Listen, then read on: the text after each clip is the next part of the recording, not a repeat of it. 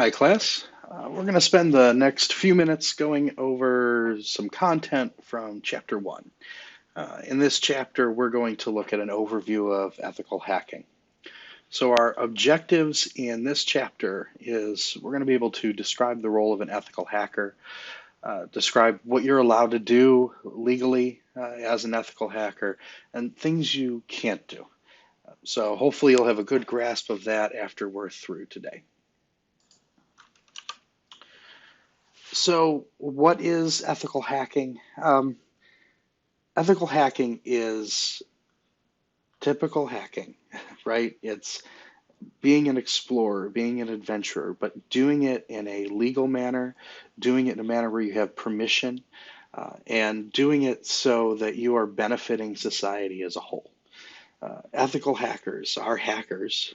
They're hired by companies to perform penetration tests. I'll say through the course pen tests.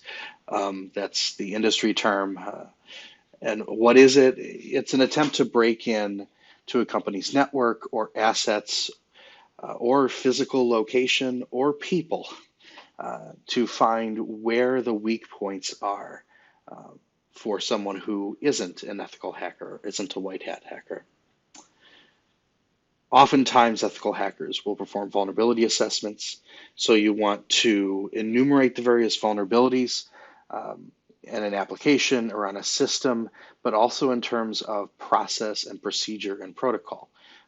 The book likes to focus on applications or systems in this chapter, but people are your biggest issue at any organization. And when you're performing a vulnerability assessment, you also mainly perform social engineering. And oftentimes you'll do a security test. That is not only a physical security test or a break-in attempt, but you look at policies and procedures and protocols. So hackers, I don't like this. I don't like the way they use this term. The connotation of a hacker has gone so negative that now we have to qualify it with the word ethical. But in essence, a hacker is anyone who is curious. It's not a bad person. It's not anyone necessarily doing anything wrong or nefarious. The book here likes to say that a hacker is someone who breaks the law and can go to prison. That's a bunch of garbage. A hacker is someone who has a curious mind, wants to dig in, find out how something works. That's what a hacker is. Crackers is kind of a corny term. The book likes to say break into systems to steal or destroy data. Yeah, sure, I guess. Oftentimes it's the negative connotation or the unethical hacker that the word cracker is used for, but it's rarely used in the actual industry. Again, it's kind of a worthless throwaway term. In terms of an ethical hacker, you're following the law, you're doing things with permission. Yes, it's kind of the definition throwing ethical in front of it, but just because the word hacker in and of itself doesn't have ethical thrown in front of it doesn't mean the person who is a hacker isn't ethical. So,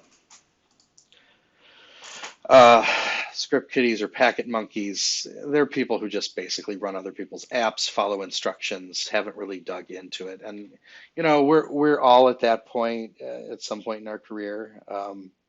It's the whole noob culture. You got to make fun of the new people, but oftentimes the script kiddies are the folks that never learn, never try, never care beyond what other people put together. Programming languages used by experienced penetration testers. Great, that's an excellent list, but you know what? Experienced pen testers also write bash scripts, and experienced pen testers write bat files. So there's nothing wrong with some old school work. You got to get the job done. That's what really matters. The language you use doesn't tell you how experienced you are. And what's a script? It's a set of instructions in a language. Oftentimes scripts will be various. Language is mostly interpreted, and you run tasks in sequence.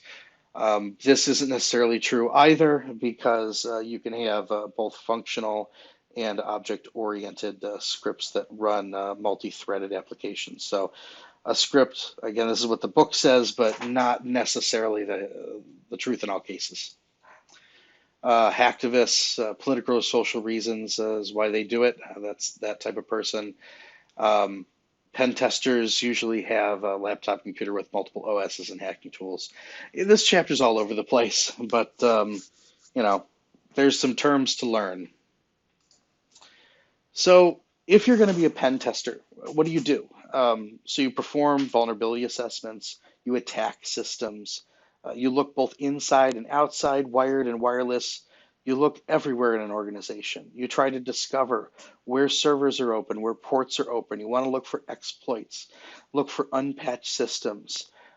You want to make sure that you're testing the applications that an organization asks you to test, and only those. You produce reports. Part of what we're going to do in this course the last 3 weeks is you're gonna hack me, okay? You're gonna build a report and you're gonna report on me, myself and another professor here at Tri-C. We want to make sure that not only are you performing the functions and doing it ethically, but you know how to communicate at a business level. You're going to brief us. You're going to tell us what's wrong and how to fix it. So that's what you're going to do as a pen tester and an ethical hacker. Two models. A white box model is basically you're told everything about an organization and you're supposed to expose the vulnerabilities and find the problems. When you have the blueprints, you have the network diagrams, you know the name of the system. That doesn't really help. Oftentimes, organizations uh, want you to perform a test in a black box. So you are not given details of the tester. This as a tester, the staff doesn't know. You are coming in like a genuine black hat hacker would, or a hacktivist would. You are going in blind, figuring things out and seeing where the holes are. When you know everything about an organization, you tend to compromise your thought. So oftentimes you'll see a black box model or a gray box model where you have to be told certain things in order to restrict your penetration test to a certain set of systems.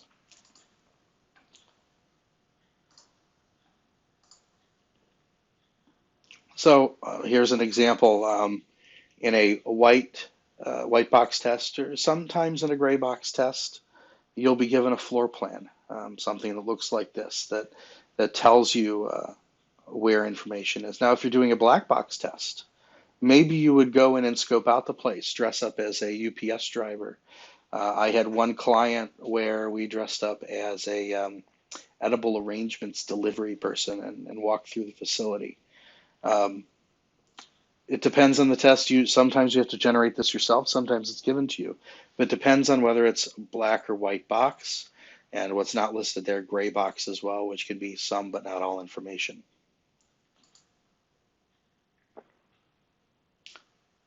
Oh, gray box model. There was a slide on it and I missed it.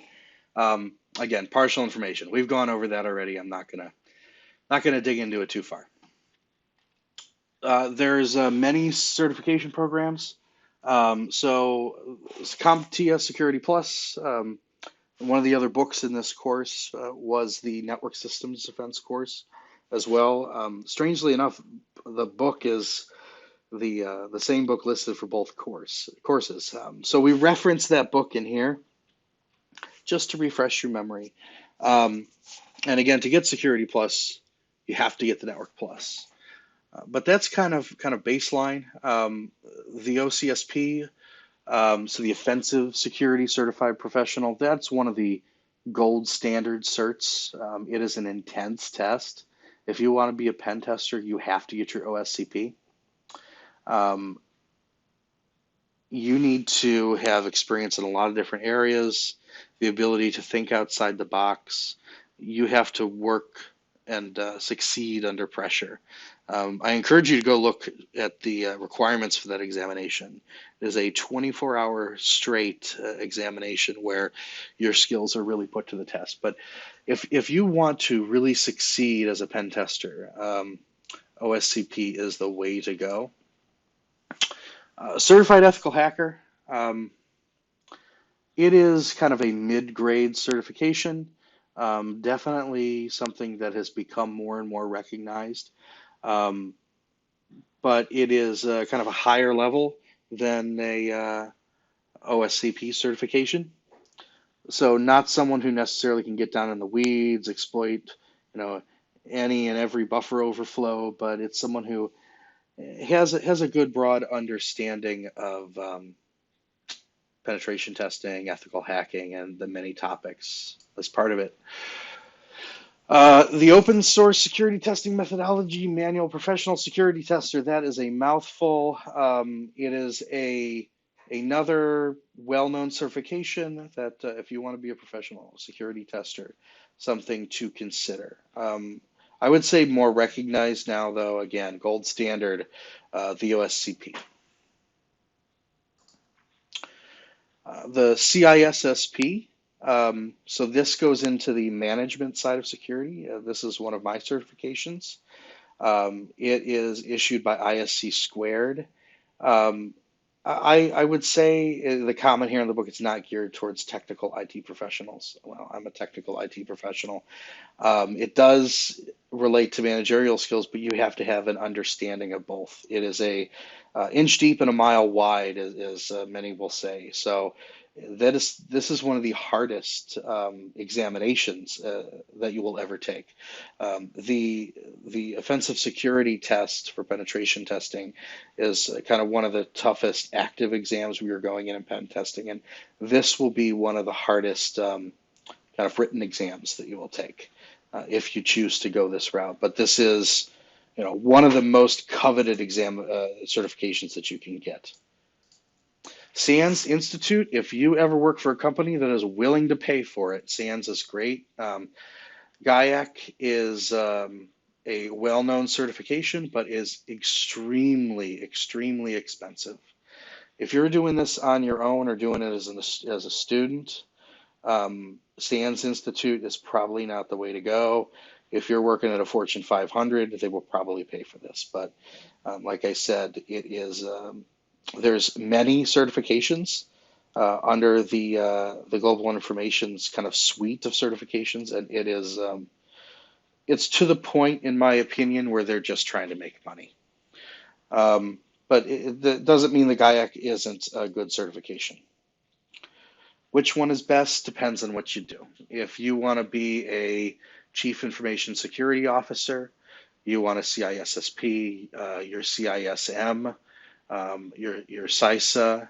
If you want to be a pen tester, you want the OSCP or some of the pen testing related GAIACs. Certified Ethical Hacker is and probably not something that's going to get you a job, but it's going to get you experience and a little bit of recognition on your resume. So it's worth it to have it. But if you want to go for prestige in your area in management, the gold standard is really CISSP and OSCP for pen testing. So kind of going off in a different direction, what can you do legally in terms of hacking? It depends on where you are. United States, it depends on what state you're in. It depends worldwide what country you're in. And you need to be aware of those various laws. And in some countries, you cannot run network scans at all. In some countries, it's illegal for you to do certain forms of penetration testing, even to try and protect a company. So it is, there is no unified set of laws around the world. And in the United States, there's no unified set of laws between the states. Arguably because of the fact that if you think back to TCP/IP, going between your source and your destination, the path is not guaranteed. If that path takes you from, if you're in Ohio, routes through Pennsylvania and back to Ohio, even if you're the destination company you're working for is in Pennsylvania or in Ohio, now you've crossed state lines, and that's a federal issue. You have wiretapping. You have all of these older laws that are being applied by United States attorneys generals that in the states are being looked at by states attorneys generals to serve political purposes. You have the issue in Iowa at the courthouse, which I posted a link to in this week's reading, which is absolutely insane. I really encourage you to look at the Supreme Court report done by a third party for the Iowa Supreme Court. But it's eye-opening, and why you have to be careful and why you're at risk every day. If this is the career you choose, you could be doing something, completely legally, and there is still a risk. So, if you can cross your T's and dot your I's every time you make a contract, I would encourage you to do so and keep abreast of the laws. Make sure that you understand various regulation and legislation regarding what you do and who you're working with. Also, some it says here some hacking tools in your computers might be illegal. That's absolutely true. You know, in some countries, the United States too, um, you know, how encrypted is your encryption, right? At some point, certain levels of encryption become a national defense issue. The Vosamar arrangement is one issue. Where can you export software to different encryption methodologies? Who do we have treaties with? Who's on the sanctions list? One issue that I face is we deal with clients that have a ransomware attack. One of the problems is if someone sends you a ransom, well, how do I know that the person I'm sending the money to isn't within a sanctioned country or isn't part of a terrorist group? Both of those are covered under federal statutes. If I pay that, I could be sent to jail. So, we really have to get into the weeds in terms of the various laws, the nuances in each law. It says here, written words are open to interpretation. Absolutely. Laws are written to protect society. Well, they're written to protect politicians too. And the government is getting more serious about cybercrime punishment, but sometimes people are being punishment for political means and to forward political goals. So, just be aware. Again, this goes back to you have to be super careful in everything you do. Here's a screenshot of some, state hacking cases. Um, this is from the book, so you can check it out. But some of these are absolutely blatant and honestly pretty stupid. I don't understand why folks would think this would be okay. Even if you have no experience, do you think it's okay to break into someone's house without permission and steal something? Same thing. You cannot just break into someone's computer system and steal data. Um, that is, that I think is a given. I think most people understand that. But I don't think it's wrong to stand outside someone's house and knock on the door, tell the homeowner, hey, you left your window open in back. Um, but again, you should only be doing that with an agreement in place because your name could be on this list. Is port scanning legal? And we're gonna, whoops, I'm wrecking slides. Is port scanning legal? Yeah, sometimes, some states, some countries. Again, you have to make sure that you are following the laws. Some people have used systems like Shodan or Census, and those companies have taken it upon themselves to port scan everybody. And what they do is they make the metadata available for search. That's another gray area. That's the same thing with Amazon S3 buckets. People leave their Amazon S3 buckets open. Can you look at the S3 buckets? Can you not? I guess it depends on your interpretation of the laws. This is why it's always good as you have to do cybersecurity work to make sure if you start your own firm, you have a lawyer that's well versed in this. You're well versed in this. If you work for a larger company, I'm sure they already have people who are well versed in this. But this goes back to the importance of understanding the issues surrounding um, port scanning and other penetration testing techniques. Um, Acceptable use policies, that's this is an interesting question. So if your ISP, like let's say I have Spectrum, could say in the Spectrum acceptable use policy as part of my home internet package that I cannot run a port scanner out of my home. That's one contract I've agreed to. Um, you know, uh, can a company say, well, you just can't by accessing our systems or port scanning us, you've agreed to this. It's the same issue of kind of the drive-by agreements on web pages. Can banner advertisements, just by viewing the banner, adhere you to a contract? Maybe, maybe not.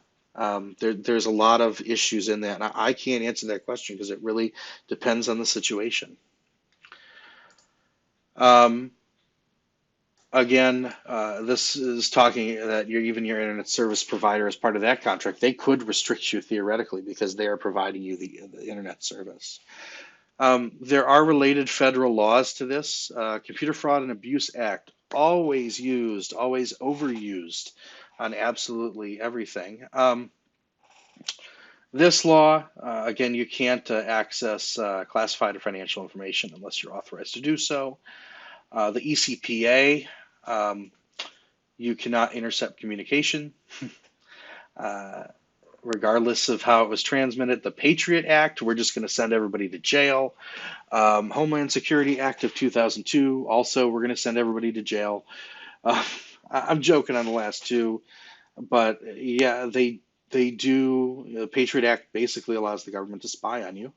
Homeland Security Act, again, it amended some of the computer crimes listed in the Federal Register. That would be the Cybersecurity Enhancement Act of 2002 that it says in there. Computer Fraud and Abuse Act, again, talks about fraud using any device for unauthorized use of telecommunication services. There's lots of federal laws, many vague. Um, Again, more laws around classified information. I encourage you to look at the book, check out the laws, but you really need to make sure that, I'm not saying memorize all the laws, but be aware, get a grasp of what you can do and what you can't do. Um, so, we talked about port scanning. Port scanning is a gray area. There's things you just can't do. So again, we talked about breaking into someone's house.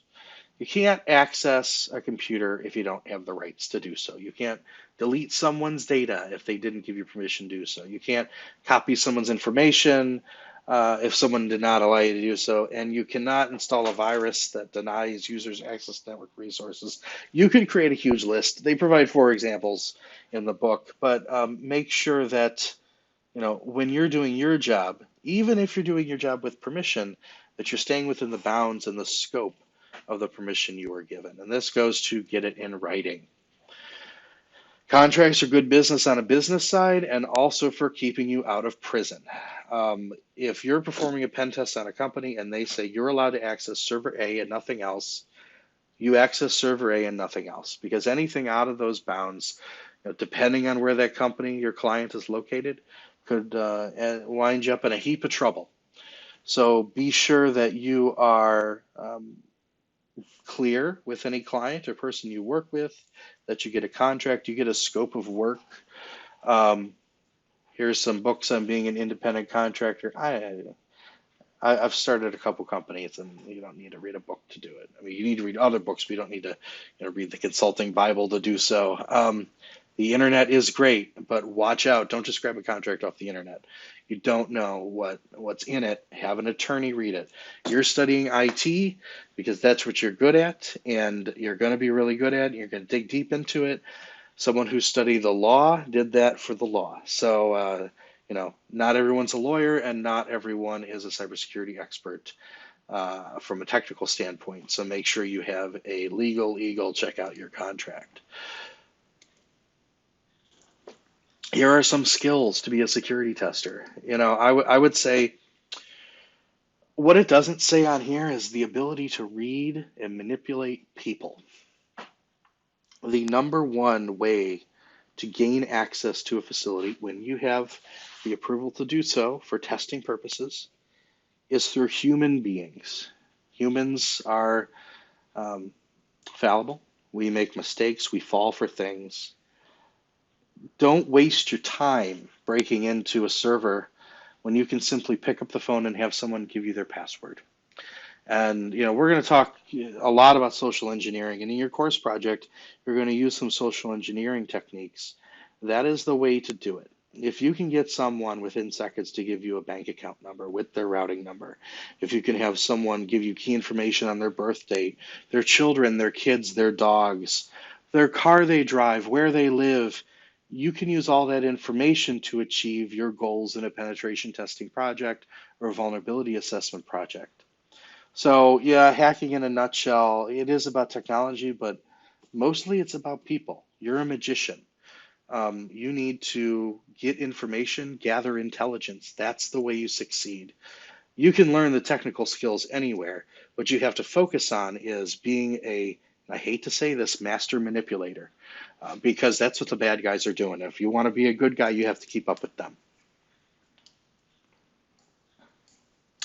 So a bunch of summary slides. We talked about what pen tests are, what security tests are, white, black, gray box model, the various certifications that you can earn. These are something you really should work towards. I put off my certs for a while, and it's a cram. It's a cram session.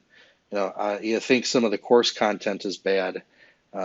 Sometimes when I put together a course syllabi, and like the week one in some courses is the worst because you're setting up a million things. But cramming for some of these exams, the CISSP is crazy. I really kind of worked hard on that for a couple weeks, and my wife wasn't happy, but I kind of locked myself in a room. So, I would do it. I think it's a good goal in life to do it. With some of the certifications, you have to have experience first. Oftentimes, they'll let you take the test, but you can't necessarily get the cert. But I would do it. As a security tester, I don't know why this is in the middle of the slide. As a security tester, be aware what you're legally allowed or not allowed to do. Yes, number one, make sure you have a contract, you have a scope of work. Be super careful. And especially when you're doing stuff from home, your ISP may limit your ability to use any testing tools. Understand the laws, get things in writing, hire a lawyer, and then make sure you have a scope of work, understand the tools you need to use, and testing should be a very methodical process. So this was kind of the first week. We're going to get into more technical details in the other weeks, but always remember, number one, cybersecurity, the most vulnerable part of an organization is human beings. Second, cybersecurity is not a technical problem, it is a business problem. And while you need technical tools and experience manipulating and social engineering humans, in order to mitigate those risks, you have to tackle it from the business side. And as we dig into our course projects, as we dig into further lessons, keep that in mind, that absolutely number one, cybersecurity issues have to be addressed from the whole business. So if you're working for a financial company, it's not just the IT people you need to work with. You need to work with the chief risk officer. You need to work with the chief operating officer. You need to work with the administrative group, the maintenance staff, and the approval has to come from the CEO. Everybody needs to be aware. Just like your building being hit by a tornado, if someone comes in from the cyber side and disrupts continuity of business operations, you're in a world of hurt. So you need to make sure that when you do these security tests, it's not just technical, but you're taking a holistic approach to the project and how it affects the business. All right, so that is it for this lesson, and I look forward to kind of next week's lecture and rant, I suppose. Sometimes I go off topic, so I will talk to you all soon.